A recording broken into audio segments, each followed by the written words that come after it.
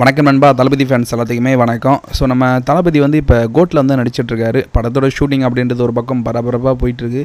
இதுக்கப்புறம் வந்து நம்ம தளபதி விஜய் வந்து அரசியலுக்கு வர போகிறாரு. ஸோ அதுக்கு தான் வந்து இப்போ அதுக்கப்புறம் எந்த படமும் கமிட் ஆகாமல் இருந்துகிட்ருக்காரு.